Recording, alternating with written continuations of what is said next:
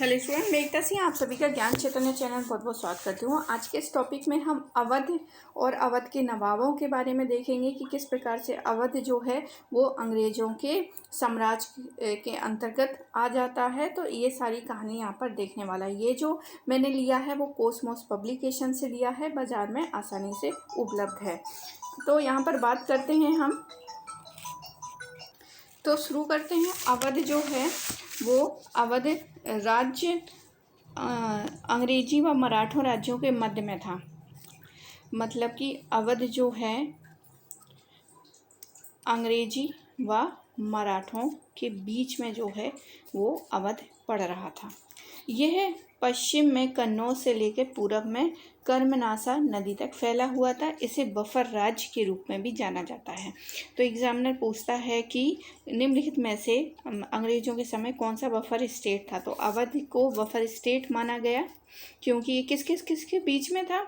तो ये अंग्रेजों और मराठों के बीच में था। तो यहाँ पर कुछ नवाबों के नाम है। मीर मोहम्मद नासिर, सादत खां, आगे है सफदर जंग। यहाँ पर सादत खां को बहुत सारी उपाधियाँ हैं। अवध का संस्थापक और उपाधियाँ में ये बुरहानुल मुल्क और राजधानी जो है फैजाबाद थी। आगे है सफदर जंग। यहाँ पे शुजा उद्दौला, आसफ उद्दौला, वज़ीर अली और सादत आदत अली खां। और इसके बाद फिर है गाजीउद्दीन हैदर अली खां और नसीरुद्दीन हैदर। फिर यहाँ पर आ जाते हैं अली शाह। फिर उसके बाद जो है अमजद अली शाह और यहाँ पर मुश्ताक अली, वाजिद अली शाह, सुलेमान कादर और पुत्र जो है बिजरिस कादिर। तो ये थी कुछ यहाँ पर नवाबों की चार्ट कि किस प्रकार से नवाब आए और फिर कौन से बनते हैं, ये सारी चीज़ें। तो यहाँ पर हम सबसे पहले यहाँ पर इलाहाबाद की संधि का जिक्र करते हैं। तो 12 अगस्त 1765 में हुई थी ये संधि। शाह आलम द्वितीय और अंग्रेज़ों के मध्य हुई। इस संधि पर शाह आलम द्वितीय बंगाल के नवाब नजमुद्दौला एवं क्लाइव के हस्ताक्षर किए। इस संधि की शर्तें इस प्रकार थीं, जैसे कि मुगल सम्राट शाह आलम द्वितीय ने 12 अगस्त के फरमान के जरिए बंगाल, बिहार, उड़ीसा की दीवानी कंपनी को दे दी। सम्राट को अवध के नवाब से कड़ा और इलाहाबाद मतलब जो अवध का नवाब है उनसे कड़ा और इलाहाबाद के ज़िले लेकर दे दिए गए सम्राट को। और मुगल सम्राट को 26 लाख रुपए प्रति पेंशन के रूप में दिए जाने का निर्णय लिया गया। तो ये थी पहली संधि। अब दूसरी संधि होती है 16 अगस्त 1765। तो पहली वाली जो है वो 12 अगस्त 1765 में और यहाँ पर 16 अगस्त 1765 में। एक 12 को होती है, एक 16 को होती है। तो दूसरी वाली देखते हैं। यह संधि जो है अवध के नवाब शुजा उद्दौला, मतलब कि हमने यहाँ जो चार्ट में देखा था शुजा उद्दौला, तो कहाँ गए शुजा उद्दौला, ये वाले शुजा उद्दौला, इनके बीच ये संधि होती है। आगे देखते हैं। आगे है, अब दूसरी संधि के बारे में देख रहे हैं। तो नवाब शुजा-उद-दौला और दूसरी तरफ अंग्रेज कौन है, क्लाइव के बीच ये संधि हुई। इस संधि की प्रमुख शर्तें जो है निम्नलिखित थी, जिसमें इस पर अवध का राज्य कड़ा और इलाहाबाद को छोड़कर नवाब को वापस मिल जाएंगे। कंपनी को 50 लाख रुपए एवं चुनार का दुर्ग अवध से प्राप्त हुए। अवध में कर मुक्त व्यापार करने की सुविधा कंपनी को प्राप्त हुई। अब यहाँ पर सादत खां बुरहानुल मुल्क जिसको कहते हैं 1722 से लेके 39 ईस्वी तक अवध के स्वतंत्र राज्य की स्थापना सादत खां ने की। तो यहाँ पर पूछेगा कि अवध का स्वतंत्र राज्य का संस्थापक कौन है, तो सादत खां, अवध सादत खां। तो शहादत खां 1720 में बयाना का फौजदार नियुक्त किया गया। उसने सैयद बंधुओं के विरुद्ध षड्यंत्र में भाग लिया। फलस्वरूप उसने अपने 5 हजारी और फिर 7 हजारी का मनसब मिला और बुरहान उल मुल्क की उपाधि भी यहाँ पर मिल जाती है। तो सादत खां जिसको बुरहान उल मुल्क कहते हैं, ये स्वतंत्र अवध को स्वतंत्र करा दिया और भाई इसके संस्थापक बन जाते हैं। आगे है अवध के शासकों के राज्य का विस्तार रोहिलखंड प्रदेश तक था, जो दिल्ली के पूर्व में स्थित था। रोहिलखंड प्रदेश में भारत की पश्चिमोत्तर सीमा की पर्वत श्रेणियों से अफगान लोग बड़ी संख्या में आकर बस गए, जिन्हें रोहिला कहा जाता है। इसने फैजाबाद को अपनी राजधानी बनाया। आगे है सादत खान ने नादिर शाह के आक्रमण के समय शाही मामलों में महत्वपूर्ण भूमिका का निर्वाह किया था और अपने नाम व सम्मान की रक्षा करने के लिए 1739 में आत्महत्या कर ली। मतलब ये ऐसा हुआ था कि जब नादिर शाह आए थे तो नादिर शाह को बुलाने का श्रेय भी इनको जाता है।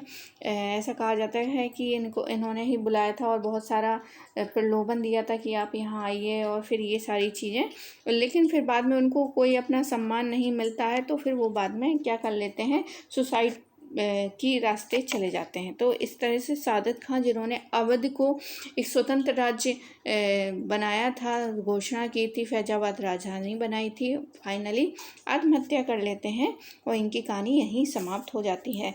1723 में अवध में राजस्व बंदोबस्त प्रणाली लागू की गई और छोटे कृषकों को जमींदारों के शोषण से मुक्त करवाए। आगे अब आता है सफदरजंग। अबुल मसूर खां, सम्राट मोहम्मद शाह ने एक फरमान द्वारा सफदरजंग को अवध का नवाब नियुक्त कर दिया। 1748 में सम्राट अहमद शाह ने उसे अपना वजीर नियुक्त किया तथा इलाहाबाद प्रांत दे दिया।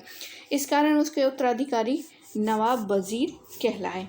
आगे है सफदरजंग ने न्याय की उचित व्यवस्था की थी। उसने नौकरियां देने में हिंदू और मुसलमानों के मध्य निष्पक्षता की नीति अपनाई। उसकी सरकार के सबसे बड़े पद पर महाराजा थे। आगे 1750 से 51 की लड़ाई में सफदरजंग ने ही रोहिला और बंगस पठानों के विरुद्ध जो है युद्ध छेड़ दिया था। मराठों की सैनिक सहायता और जाटों के समर्थन प्राप्त इन्होंने किया था सफदरजंग ने। 1753 में बादशाह ने उसे वजीर के पद से बर्खास्त कर दिया। शाही सेनाओं के साथ विफल संघर्ष के उपरांत वह अवध वापस चले गए और जहां 1754 में उनकी मृत्यु हो जाती है। आगे शुजा-उद-दौला, तो अवध के सूबेदार सफदरजंग की मृत्यु के बाद उसका उत्तराधिकारी उसका पुत्र शुजा-उद-दौला बनता है। पानीपत के तृतीय युद्ध में शुजा-उद-दौला ने अहमद शाह अब्दाली का साथ दिया था। तो शुजा-उद-दौला ऐसे थे जिन्होंने अहमद शाह अब्दाली का साथ दिया था। बक्सर की युद्ध की विजय के पश्चात 1765 में क्लाइव ने अवध के नवाब शुजा-उद-दौला से कड़ा और इलाहाबाद के जिले लेकर शाह आलम को दे दिए। आगे है बनारस की संधि। तो यह संधि अवध के नवाब शुजा-उद-दौला और वारेन हेस्टिंग के मध्य होती है। इस संधि के द्वारा इलाहाबाद और कड़ा के जिले नवाब को 50 लाख रुपए में बेच दिए गए। अब आता है आसफ-उद-दौला। इन्होंने 1784 ईस्वी में मुहर्रम मनाने के लिए लखनऊ में इमाम बाड़ा का निर्माण कराया था। तो एग्जामिनर पूछता है कि इमाम बाड़ा जो है किस शासक ने बनवाया था, तो अवध का ही शासक था आसफ-उद-दौला ने। और इसमें स्तंभों का प्रयोग नहीं किया गया है, मतलब यहाँ पर स्तंभ नहीं है, ये भी इम्पोर्टेंट है। आगे है गाजी उद्दीन हैदर अली खां। हेस्टिंग ने 1815 ईस्वी में इसे बादशाह की उपाधि प्रदान की। इसके बाद नसीरुद्दीन अली शाह राजगद्दी पर बैठा। अब अगला शासक वाजिद अली शाह। तो यह वाजिद अली शाह बहुत अच्छी नृत्य के उसमें बहुत फेमस होते हैं। ठुमरी, कथक में वो बहुत सारी नई नई शैलियाँ लेकर आते हैं। तो ये वाजिद अली शाह ये वही वाले हैं। तो यहाँ पर देखते हैं ये अवध का अंतिम शासक था। इसी के शासनकाल में लॉर्ड डलहौजी ने क्या किया, 1854 में आउटरम की रिपोर्ट के आधार पर कुशासन का आरोप लगा दिया। क्यों लगा दिया? क्योंकि वाजिद अली शाह तो भाई कुछ अलग ही शैली में अपने को निपुण बनाए में लगे हुए थे। तो इन्होंने क्या कर दिया, कुशासन का आरोप लगाकर अवध को क्या कर लिया, 1856 में अंग्रेजों के राज में मिला दिया। तो एग्जामिनर पूछता है कि कौन से स्टेट को या बफर स्टेट भी पूछ सकता है, कुशासन का आरोप लगा के हड़पा था डलहौजी ने। तो आंसर होगा हमारा अवध। वाजिद अली शाह को नज़रबंद कर कलकत्ता में रखा गया। तो ये कहानी थी अवध की। अब हम बात करेंगे हैदराबाद की। तो हैदराबाद जो है चिनक्लिज खां, जिसको निजाम उल मुल्क की पदवी प्राप्त थी, इन्होंने ही 1724 ईस्वी में क्या किया था, स्वतंत्र राज्य की स्थापना की थी। इसे दक्कन का सूबेदार बना दिया गया और उसने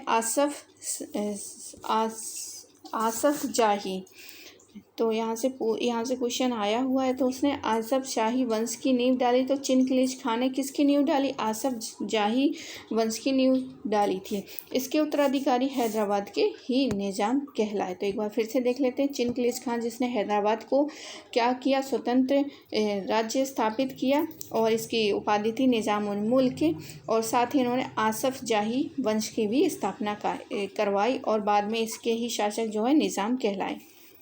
आगे हैं मुग़ल बादशाह मोहम्मद शाह ने चिनक्लिज खां को आसफ जाह की उपाधि दी थी।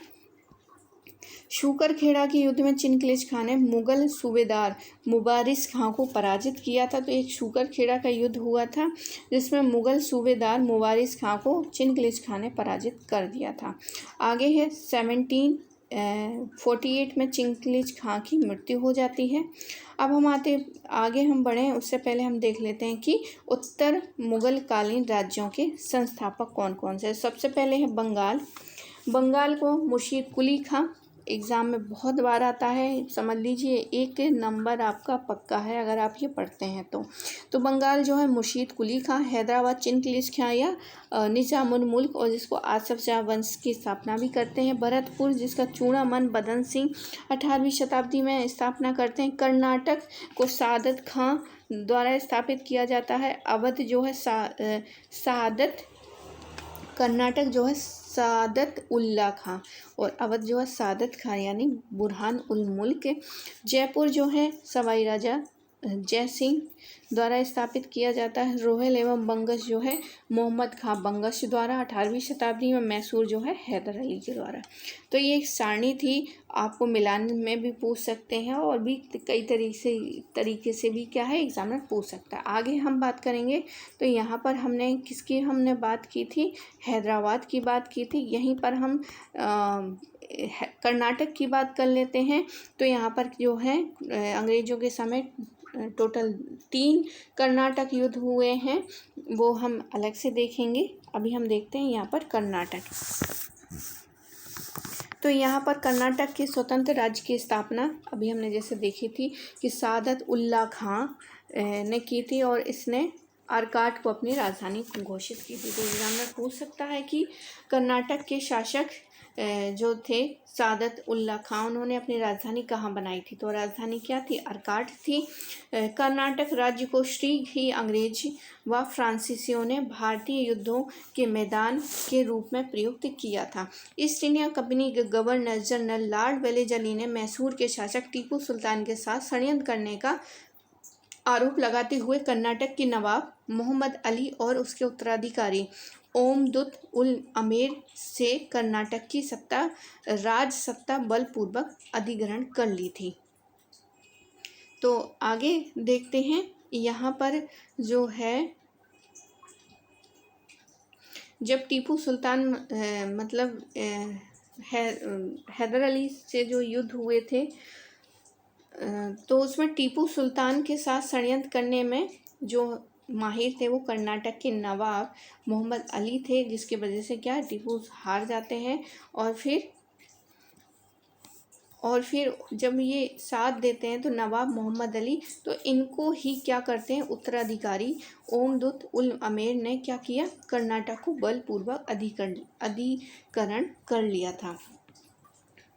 अब कर्नाटक युद्ध हुए हैं तो अंग्रेज़ों और फ्रांसीसियों के आपस में पहले वाले और दूसरे वाले में उनका एक क्षेत्रीय मामला था जिसकी वजह से युद्ध होते हैं, लेकिन ये जो हैं मामले इंटरनेशनली, मतलब फ्रांस और इंग्लैंड की नहीं बनी और यहाँ पर युद्ध हो जाते हैं। पहले वाले में एक्सला-सेपल की संधि होती है और तीसरे वाले में पेरिस संधि के तहत युद्ध की समाप्ति होती है। तो एग्जामिनर हमेशा पूछता है, तो यही बिल्कुल याद रखना है। बाकी यहाँ पर देखते हैं तो अंग्रेजों और फ्रांसीसियों के मध्य सर्वप्रथम कर्नाटक में ही संघर्ष प्रारंभ होता है। कर्नाटक की राजधानी मद्रास और पांडिचेरी के मध्य अर्काट शहर में थी और 1740 और 48 में के दौरान यूरोप में एक युद्ध हुआ जिसे ऑस्ट्रियाई उत्तराधिकार का युद्ध कहते हैं। इस युद्ध में फ्रांसीसी और अंग्रेज परस्पर विरोधी गुटों में बटे हुए थे। आगे फ्रांसीसियों के विरुद्ध जो है लड़ाई में कर्नाटक के नवाब की मृत्यु हो गई। इस दौरान निज़ाम की भी मृत्यु हुई। उत्तराधिकार के सवाल को लेकर विवाद पैदा हुए जिसके कारण फ्रांसीसियों ने मुजफ्फर जंग को नवाब बना दिया। तो यहाँ पर जब कर्नाटक के नवाब की मृत्यु हो जाती है तो उसके परिणाम स्वरूप क्या है, फ्रांसीसियों ने मुजफ्फर जंग को नवाब बना दिया। अब यहाँ पर कर्नाटक के लिए दोनों कंपनियों के अलग अलग, मतलब अंग्रेजों के अलग थे और फ्रांसीसियों के अलग था। बीच में कौन फंसा था? कर्नाटक फंसा था और फ्रांसीसियों ने चांदा साहब को कर्नाटक का नवाब बना दिया, जबकि अंग्रेज़ों ने मोहम्मद अली को नवाब बनाना चाहते थे।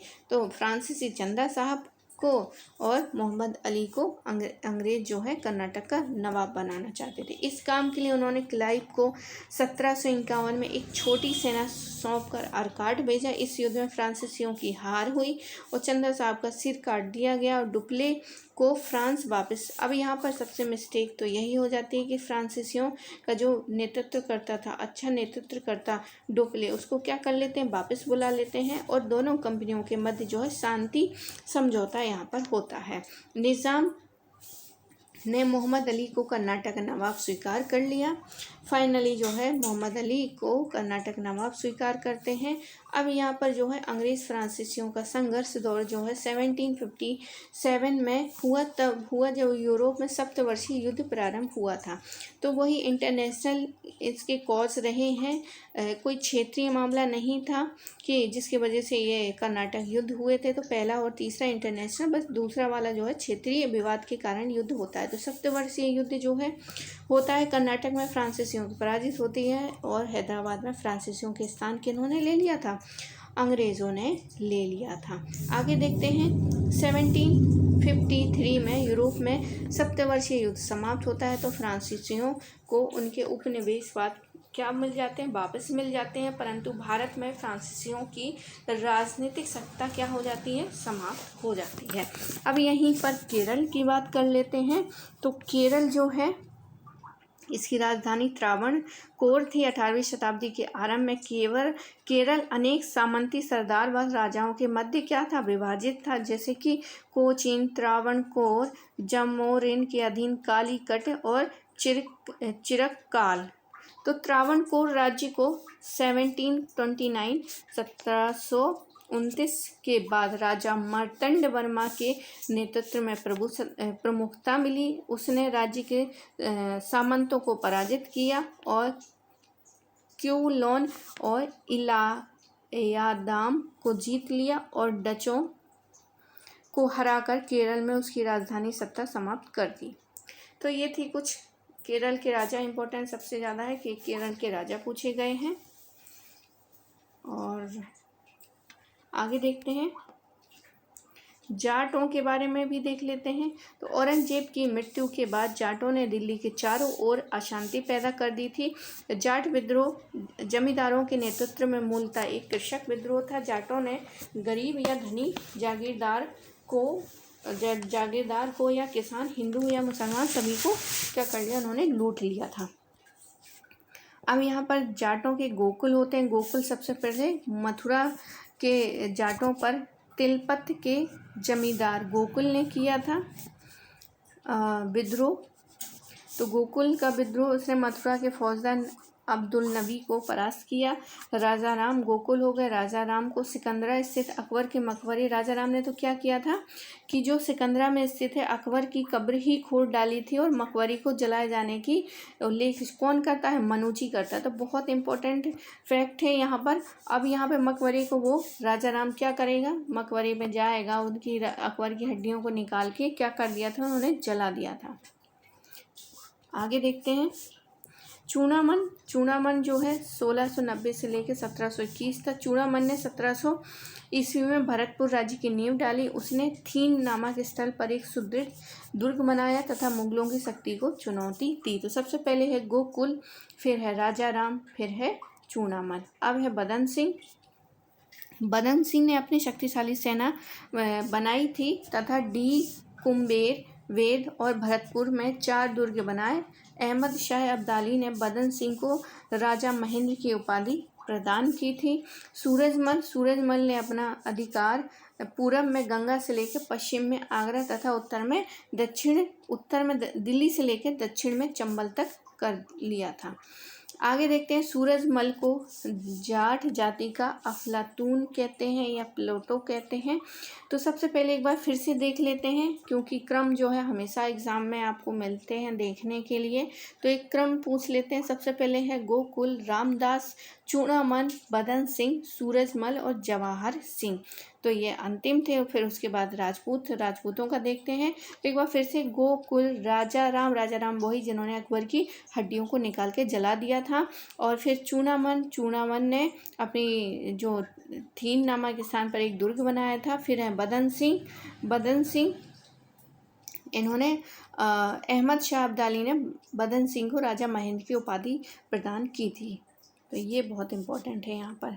बदन सिंह के उसमें अहमद शाह अब्दाली ने बदन सिंह को राजा महेंद्र की उपाधि प्रदान की थी। अहमद शाह अब्दाली जिन्होंने भारत पर आक्रमण किया था, तो बदन सिंह को राजा महेंद्र की उपाधि देकर यहाँ से चले जाते हैं। तो ऐसे हमें याद कर सकते हैं। बाकी सूरजमल है।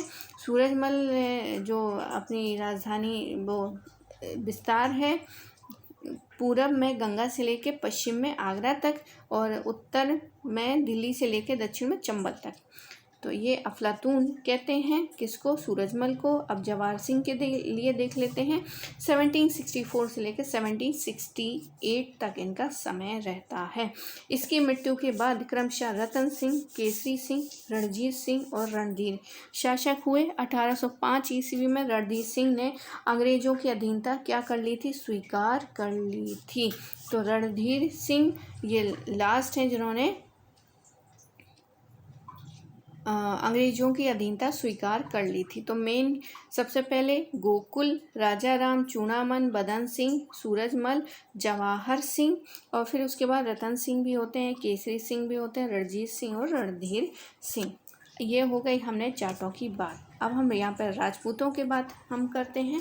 तो इस काल में सबसे श्रेष्ठ जो है मतलब सबसे शक्तिशाली सवाई जयसिंह थे। सवाई जयसिंह की सबसे बड़ी विशेषता ये थे कि ये एक महान खगोल शास्त्री थे। इन्होंने अपनी खगोल के अध्ययन के लिए दिल्ली में, जयपुर में, तो दिल्ली में भी है, जयपुर में भी है, वाराणसी में भी है, उज्जैन MP वाला और मथुरा में भी है।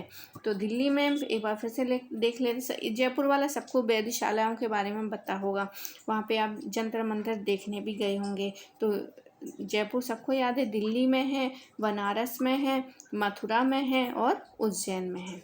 आगे सवाई जयसिंह ने 1722 में जयपुर शहर की स्थापना की थी।